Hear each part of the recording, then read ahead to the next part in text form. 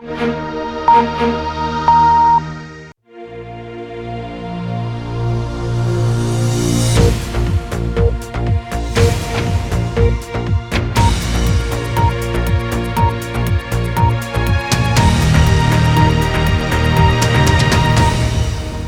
êtes dans BBC Hebdo, bonsoir et bienvenue, voici les titres. Des jeunes ont été tués en Guinée dans des manifestations anti-gouvernementales. Le président Alpha Condé déplore la rupture du dialogue. En Tunisie, Kais Saïed a été élu président avec un score de 72%. L'universitaire prêtera serment la semaine prochaine. Et en fin de journal, une belle rencontre avec le Camerounais Claude Jamal, un véritable talent du dessin, mais aussi du piano.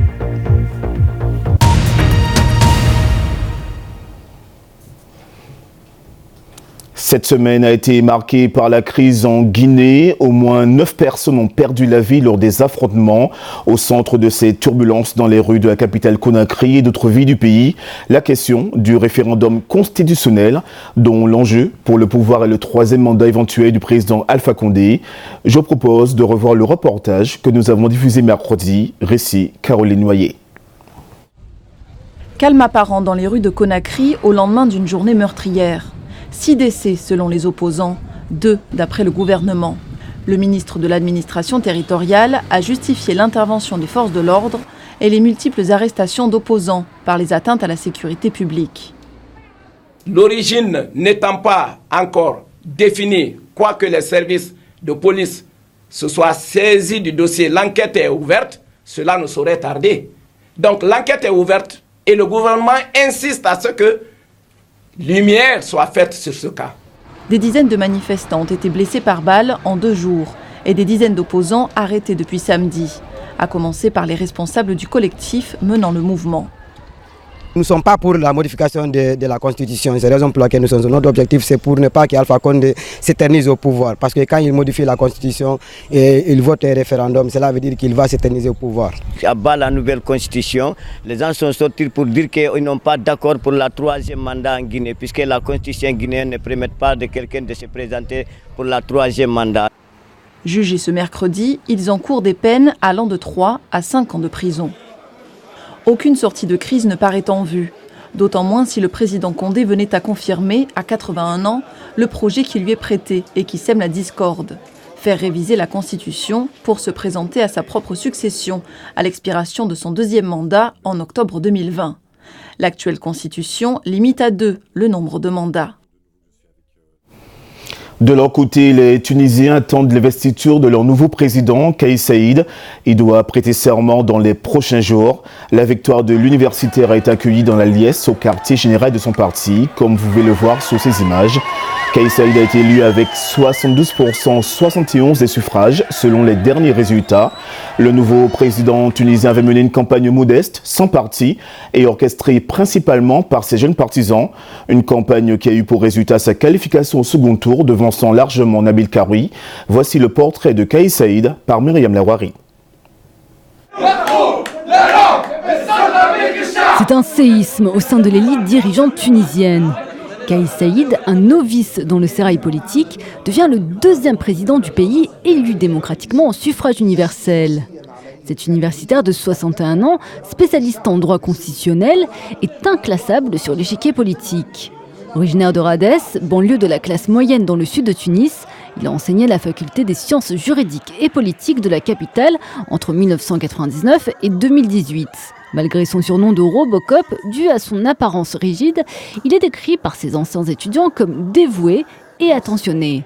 Ce sont d'ailleurs d'anciens étudiants qui font partie de son noyau de supporters. Il faut dire un noyau très jeune, puisque près de 90% des électeurs de 18 à 25 ans ont voté pour lui selon l'Institut de sondage Sigma. Kais Saïed compte désormais redonner espoir aux déçus de la révolution de 2011, notamment en portant une politique de décentralisation via l'élection de conseils locaux. Le but, une société plus égalitaire. Surtout connu du grand public comme commentateur politique lors des premiers pas de la démocratie tunisienne, ce père de famille a une réputation d'homme intègre. Mais ses positions conservatrices, comme sur l'égalité entre hommes et femmes en matière d'héritage, lui ont valu des accusations d'intégrisme. Pourtant, loin d'être un islamiste, Kais Saïed a promis de ne pas toucher aux acquis autour des libertés et des droits des femmes. Sa préoccupation principale reste celle de renforcer le rôle social de l'État, enjeu majeur pour beaucoup de Tunisiens. On passe maintenant au reste de l'actu de la semaine, en bref et en images. En Côte d'Ivoire, l'ancien président de l'Assemblée nationale Guillaume Soro a annoncé qu'il sera candidat à la présidentielle de 2020. L'ancien chef rebelle allié au président Ouattara pendant la crise post-électorale de 2010 entretenait le mystère sur ses intentions. Mais lors d'un séjour en Espagne, il a mis fin au suspense lors d'une rencontre avec des Ivoiriens de la diaspora. Politique toujours en Afrique du Sud, répit pour l'ancien président Jacob Zuma, dont le procès pour corruption a été reporté. Son avocat a demandé à faire appel des poursuites visant son client. Jacob Zuma est poursuivi dans le cadre d'une vieille affaire de contrat d'armement impliquant l'équipementier français Thales. Le roi du Maroc a gracié la journaliste Hajara Essouni. Elle a été récemment condamnée à 1 an de prison pour avortement illégal et relations sexuelles hors mariage. L'affaire a suscité l'indignation dans le royaume et à l'étranger. Si cette grâce a été accueillie comme un soulagement par les défenseurs des droits humains, elle ne garantit pas une évolution progressiste de la loi selon les analystes. Et puis la BBC a révélé sa liste 2019 des 100 femmes les plus influentes. L'activiste suédoise de 16 ans, Greta Thunberg, est bien évidemment présente. Mais on trouve aussi 3 francophones sur cette liste. Kalistassi, productrice de télé au Sénégal, Aïssa Talam, la fondatrice de la Jeune Chambre économique de la Mauritanie, et Bénédicte Moundélé, activiste anti-pauvreté de la RDC. Pour le grand angle de ce BBC Hebdo, partons au Sénégal, où le gouvernement a décidé que la chimiothérapie serait désormais gratuite dans les hôpitaux publics pour les femmes atteintes d'un cancer du sein ou du col de l'utérus. L'État promet 16 millions de dollars, soit 1 milliard de francs CFA par an pour cette mesure. Reportage à Dakar par notre correspondante Louise Dewast. Les cancers du sein et du col sont les plus fréquents chez les femmes au Sénégal. C'est pourquoi l'annonce de la gratuité de la chimiothérapie a été accueillie positivement.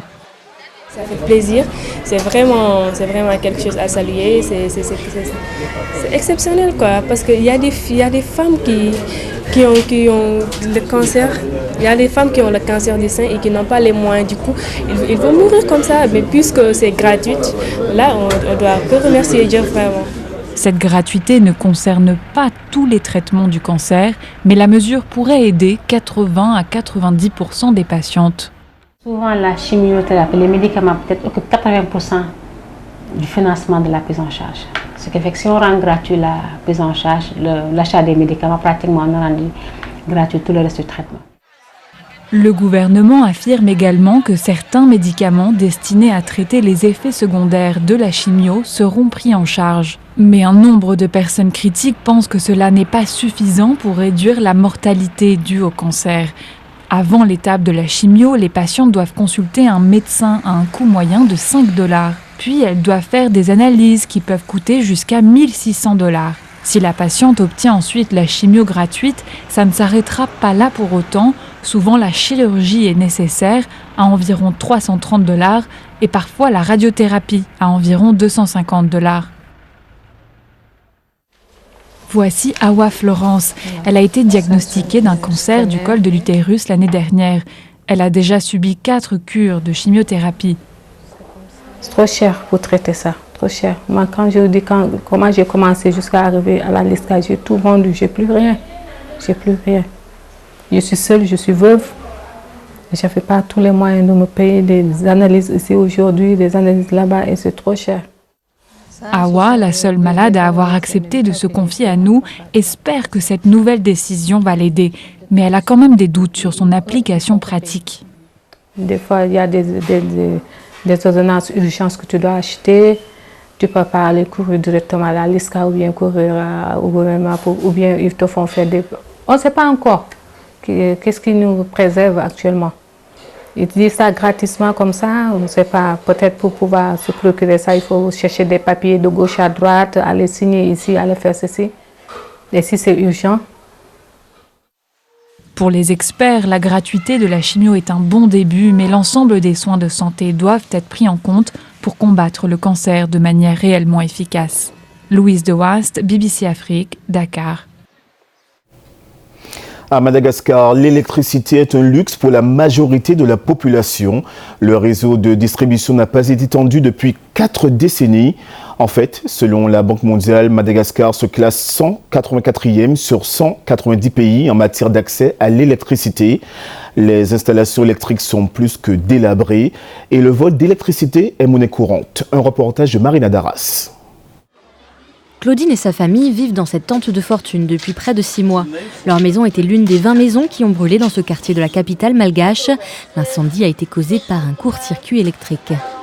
Le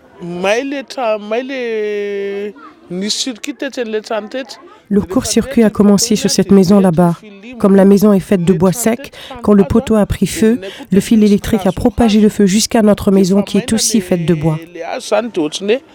À Antananarivo, 60% des incendies sont déclenchés par des courts-circuits. Ces techniciens de la compagnie d'eau et d'électricité malgache Jirama sont là pour remplacer un poteau électrique. Fait rare, la grande majorité des installations électriques sont centenaires et les prises de courant illégales rendent la situation encore plus dangereuse. Les gens se connectent où ils veulent et sans permission. Et les transformateurs ne peuvent pas supporter la surcharge. Une installation ne peut contenir que 3 ampères par exemple. Il y a des gens qui font de la soudure, qui utilisent des appareils capillaires. Les câbles de leur maison peuvent surchauffer et brûler. Mais Jirama elle-même est accusée de mauvaise gestion depuis de nombreuses années.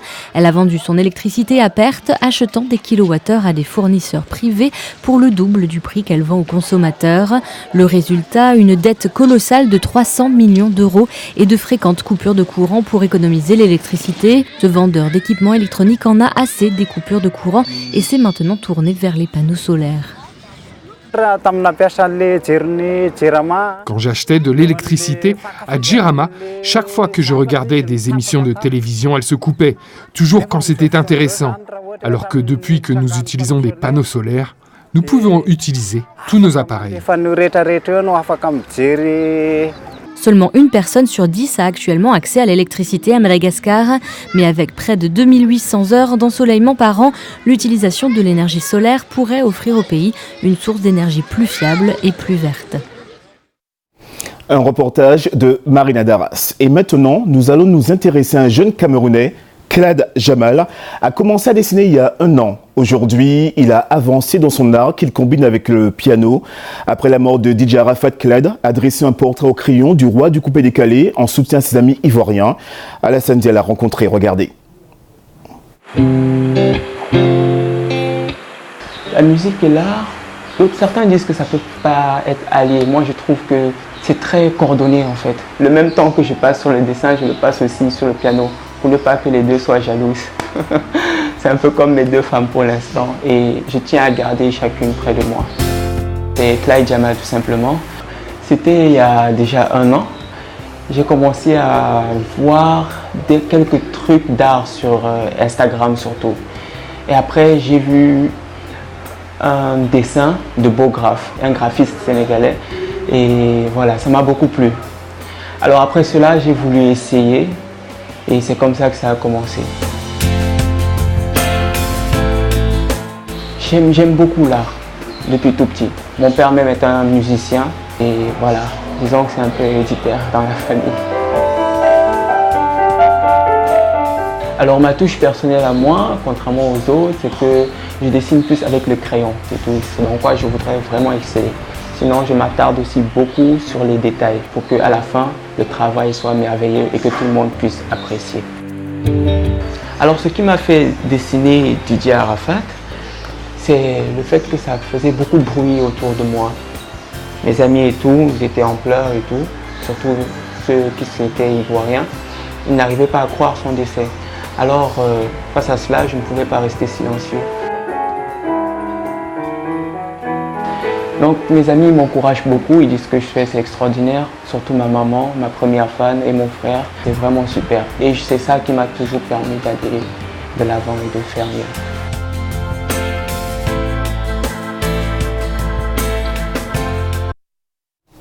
Et c'est la fin de ce journal, merci de l'avoir suivi. L'information se poursuit sur bbcafrique.com. Bonne soirée à tous et à demain pour une nouvelle semaine dans BBC Info.